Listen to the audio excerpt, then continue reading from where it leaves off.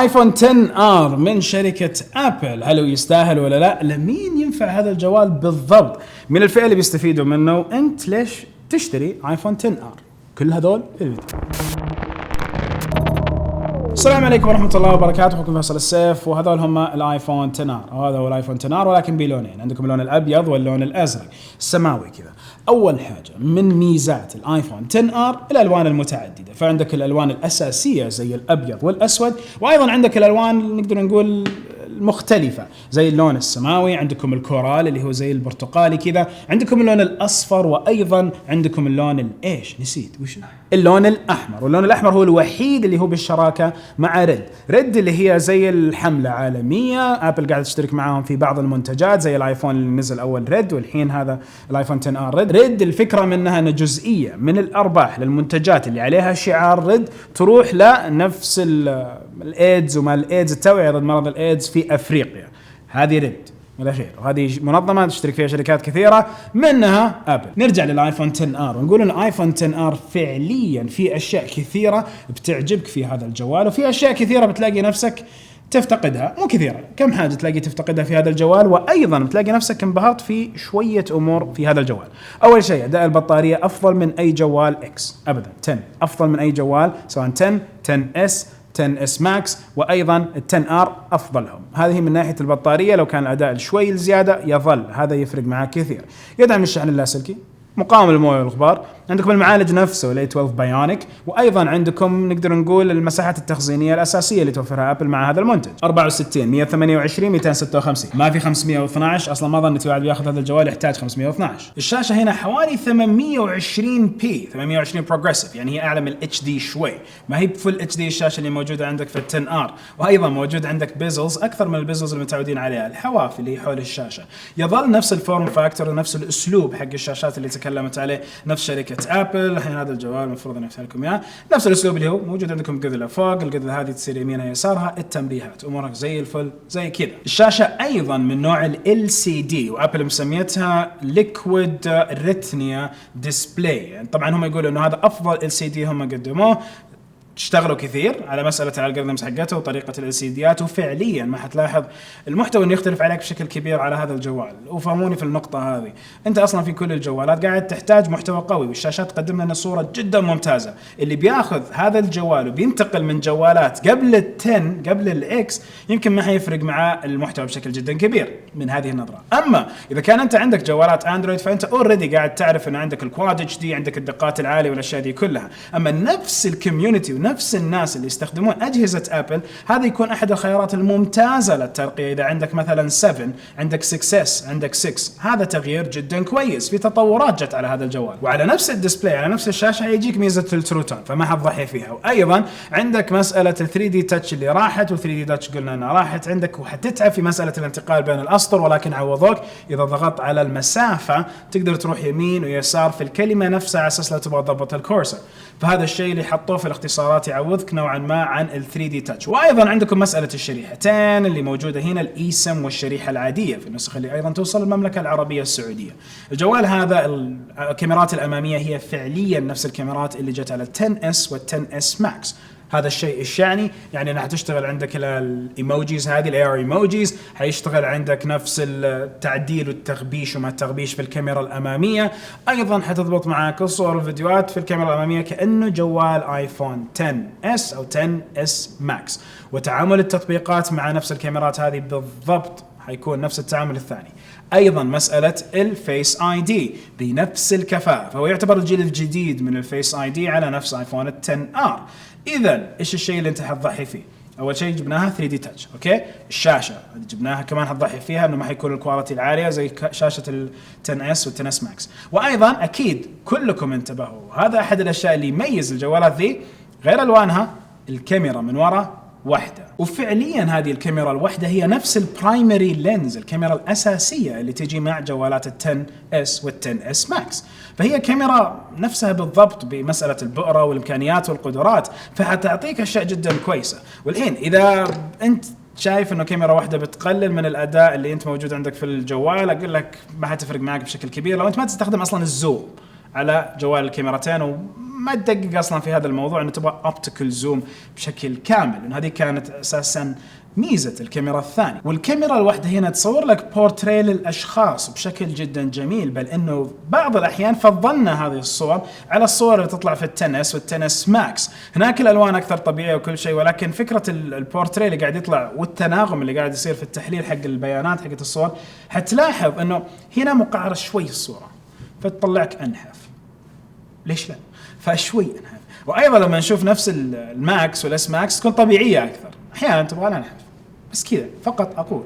وأيضا الشيء الثاني أنه تطبيقات الطرف الثالث بدأت تتضبط الموضوع، أنه كاميرا واحدة ويطلع لك إمكانيات البورتريه تقدر تصورها بشكل كامل مع الأبعاد. وفي هنا ما يصور لك بورتريه للمجسمات، للأحجار، حطب، كوب، اللي تقدر تسويه أنه تستخدم تطبيقات ثانية تعطيك هذه الإمكانية. وأيضا عشان تفاصيل أكثر، صور البورتريه هنا تأخذ من الكاميرا الخلفية بعدسة 1.8 على عكس كيف تأخذ على 10S وال10S ماكس، نوعا ما تستخدم العدسة الثانية اللي هي 2.2. إذا إضاءة أكثر هنا تجي على الصورة، فيمكن نوعا ما البورتريه أحسن هنا.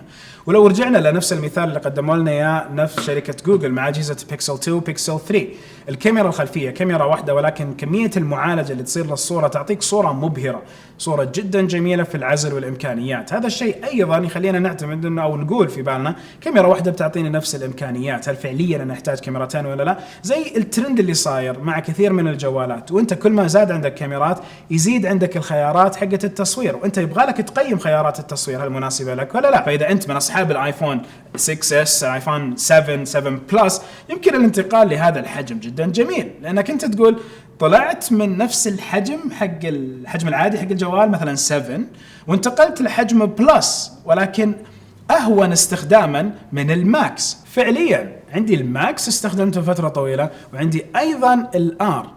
الشاشة هنا كبيرة بزيادة، هو ماكس فشاشة أكبر، وهنا الشاشة أهدى أجمل، كونها بتعرفون أنه من الحوافل فوق لتحت. فلقيت أنه 10R حجم الشاشة أنسب على استخدامات الايفون من حجم الشاشه الماكس الكبيره اللي قاعد تجيني على نفس الجوال هذا. على فكره هذا كفر موشي، في كفرات كثيره قاعد استخدم، هذا بوب سكت. اوكي، دائما اقول حافظ على استثمارك، دائما استخدم كفر ما كفر. هنا مستحيل احط كفر الوان اظن بالبدايه، لانه فعليا اللون من اساسيات ال10R، يعطيك تنوع وحريه في اختيار اللون، ما يخليك فقط بين لونين ثلاثه تختار بينهم. وفي ايضا نقطه انه البرواز اللي موجود هنا الومنيوم، على عكس نفس البرواز اللي موجود في الماكس، ضيعت بينهم. البرواز اللي موجود هنا اللي هو من ستينلس ستيل، هذا راقي أكثر، مع الرقي يجي سعر أغلى. وهنا عندك شيء اللي يجي ألومنيوم، أحيانا الألوان دي تعطي خيار أفضل. ولو تبغوا كمان نراجع شوي وش الخصائص الأشياء اللي موجودة في هذا الجوال، فنقول إنه جوال الآيفون 10R هو شاشة الIPS LCD بحجم 6.1 إنش، الدقة حقتها 326 بكسل في الإنش الواحد، بأبعاد 828 في 1782، عشان كذا قلت لكم 820 بروجريسيف تقريبا. نتكلم على الريشيو حقة الشاشة من الواجهة الأمامية، النسبة 79% من الواجهة الأمامية هذه كلها شاشة. وأيضا نتكلم على انه يستخدم النانو سم ويستخدم الاي سم، وزنه 194 جرام برضه.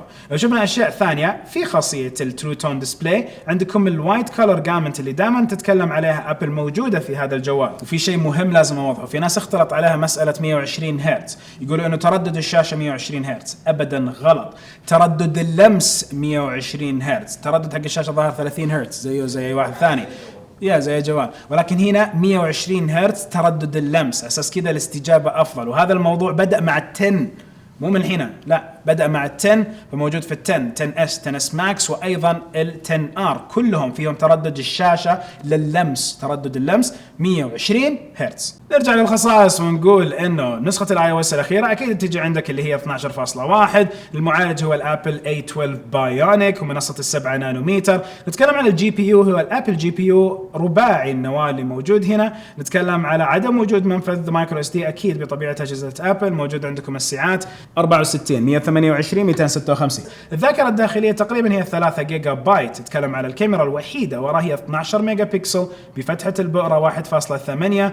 عندكم ايضا كواد LED على اساس انه يعطيك الدول تون ويعطيك الالوان الطبيعيه في الصور. يصور الى 2160 بروجريسيف، يصور الى 60 اطار، ولو صورت فول اتش دي تقدر تصور الى 240 اطار في الثانيه. ويدعم ال HDR ويدعم في التسجيل الصوت الستيريو.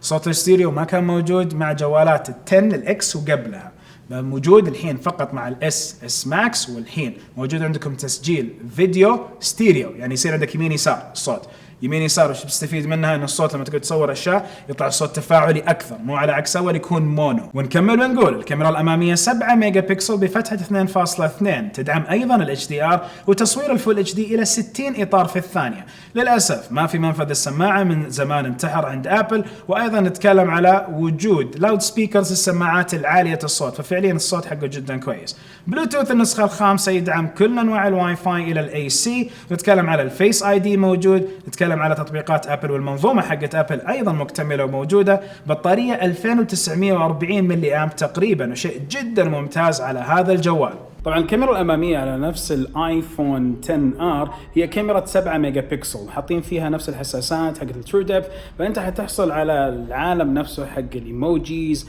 الحركات الكثيره في الفيس اي دي وتوثيق البيانات نفسها، اشياء كثيره بتكون معاك في نفس الكاميرا الاماميه. فهي نفس الكاميرا الاماميه اللي موجوده في التنس والتنس ماكس. اما من ناحيه الكاميرا الخلفيه فاللي موجوده عندنا هي 12 ميجا بكسل بفتحه العدسه 1.8.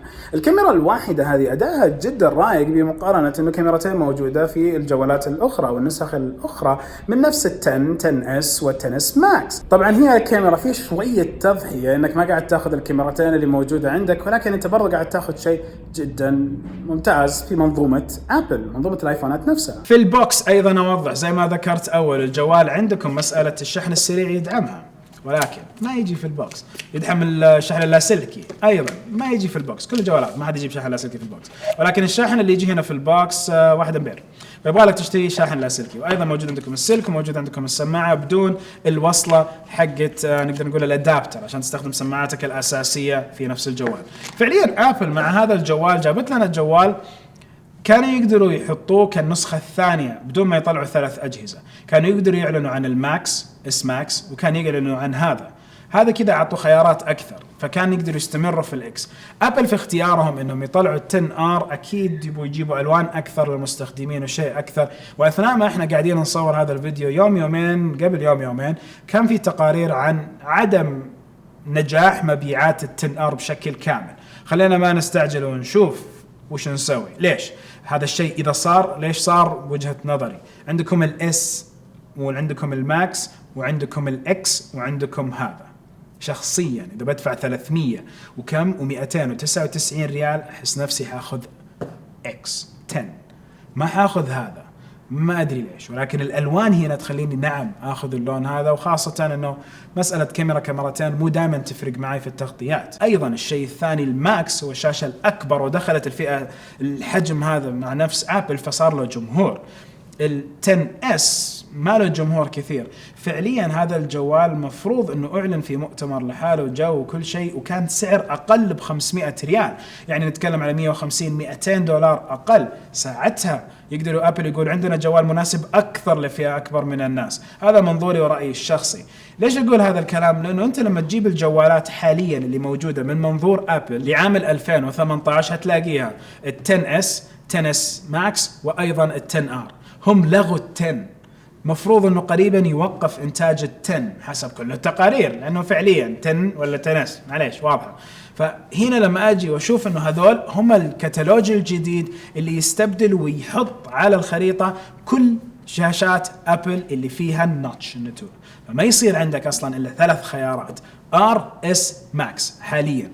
هذه الخيارات اللي حتكون متاحه معك. هذا الجوال لمين ينفع بالضبط؟ اذا انت تستخدم 7 تستخدم 6 او 6S او قبلهم، اكيد الانتقال لهنا بيعطيك تنوع جدا كبير في مسألة الشاشة والأشياء اللي تضيف لك إياها، تنوع في الإمكانيات الإضافية اللي بتيجي عندك، بتضحي بزر أو منفذ السماعة، ولكن حتبدأ تتعود زي باقي العالم على عدم وجود منفذ سماعة. حيكون عندك صوت الاستيريو في التسجيل، حيكون عندك إمكانيات ثانية موجودة على هذا الجهاز من مسألة الكاميرا الخلفية والبورتريت والأشياء الحركات هذه الحلوة، وبالذات الحساسات الأمامية مع الفيس آي دي. حتضحي وحتستغني عن منفذ السماعة زي ما ذكرت، وأيضا حتستغني عن مسألة الفيس آي دي أو التاتش إنه ما في بصمة. وفعليا نتكلم على البري اوردر حق الجوال هذا كان عالي جدا السنه هذه، اكثر من جوال ال8 العام الماضي. ولكن يظل، هل حيجي بعد 2-3 ونلاقي ابل توقف تصنيع هذا النوع من الجوالات اللي هو 10R زي اللي صار مع الجوال ال5C؟ طبعا ال5C كان انه بلاستيك ولكن يظل كان سعره عالي، فما ما اختلفت مع ابل وبعد سنه سنتين وقفوه. فهنا راح نشوف نفس الشيء لانه يظل هنا السعر عالي، ولكن كل حاجه جميله في الجوال. الاشياء اللي في الجوال جميله جدا بتجيك مع نفس جوال ال10R. اذا هذا الجوال ينفعك اذا انت بتنتقل من جوالات ما قبل ال10 الى الحين، هذا الجوال بيكون جدا مناسب لك. ما حيكون معاه نقدر نقول السعر الضخم اللي حتدفعه وتدخل 4000، لا انت لسه على 3299 ريال، معليش وفرت عليك شوي 700 ريال. وايضا حيصير عندك النسخ 3499 وبعدين 4000 الا. هذاك هو اكثر واحد اللي هو 256. هل استنى ولا اشتري الجوال الحين؟ اشوف لا، استنى. دائما جوالك الحالي ممتاز وما تحتاج انتظر. يمكن فعليا انتظارك هذا يعني لك ان الجوالات القادمه حيكون عليها اوفرز، تخفيضات، اشياء كويسه. منظومة ابل قاعدة تضبط اكثر بالخدمات في المملكة، فان شاء الله قريبا حنسمع مع التعاون بين مدى باي وابل باي على اساس انه تتاح خدمات مدى على نفس جوالات ابل. هنا منظومة افضل. ايضا الساعة تقدم لك شيء كويس، ومنتج ابل الفعلي للسنة هذه اللي كان جدا جميل هو الساعة حقتهم سيريس 4 مع نفس الاي سي جي ريدر. اذا هذا الجوال يستاهل لمستخدمين الايفونز. اذا انت تبي ترقي من ايفون 7 وما قبلهم الى هنا، نعم هذا الجوال بيعطيك امكانيات اكثر، بيعطيك بعض الاشياء الجميله المضافه، ولا ننسى وجود الالوان اللي قد تفرق مع بعض الناس، وتفرق اكثر البطاريه اللي بتستمر معك اكثر من الاس والماكس، بتفرق اكثر معك وجود هنا نقدر نقول الحساسات الاماميه، كون انه حيصير عندك الاي ار ايموجيز، يصير بعض الامكانيات تقدر تشتري على طول تشوف وجهك، تشتري بعض التطبيقات، ففيها التوثيق ايضا سلس وجميل. وايضا المعالج اللي جاي هنا هو معالج الاي 12 بايونيك، افضل معالج واقوى معالج موجود حاليا من شركة ابل على الجوالات الذكية حقتها. فعليا هذا الجوال كل شيء اقدر اقول عن نفس الايفون 10R. ابل لما ضبطت هذا الجوال لها وجهة تسويقية كبيرة، واضح قاعدين أجندة تسويقية كبيرة قاعدين يشتغلوا عليها، ولكن هل هو أفضل جوال يمكن يقدمون لنا إياه؟ لا، هم قدموا لنا مجموعة أنت تختار بينها اللي تعجبك من نفس هذه الجوالات. ودائما أقول لكم قيموا احتياجاتكم قبل قرار الشراء مع أي جوال سواء آيفون أو أندرويد. في هذا الفيديو كان التركيز على الآيفون 10R اللي هو من منظومة نفس أبل، فما نقدر نقارن مع جوالات ثانية. لو قارنتم مع جوالات ثانية كلنا عارفين جوالات الأندرويد كيف أداها وين وصلت حاليا في السوق. أيضا الشيء الثاني، احمي استثمارك مهما كان. فأنت اللي عاجبك اللون جيب لك مثلا كفر شفاف يحمي الاستثمار حقك، وتحمي الشاشة حط عليها ستيكر وحط شيء كفر فيه حواف عالية على أساس لو طاح على وجهه أيضا يكون في حماية موجودة. نهاية الفيديو كل فيديو أتمنى أني توفقت في هذا الريفيو لل10R. سبحانك اللهم وبحمدك أشهد أن لا إله إلا أنت أستغفرك وأتوب إليك. نشوفكم إن شاء الله على ألف خير. السلام عليكم ورحمة الله وبركاته.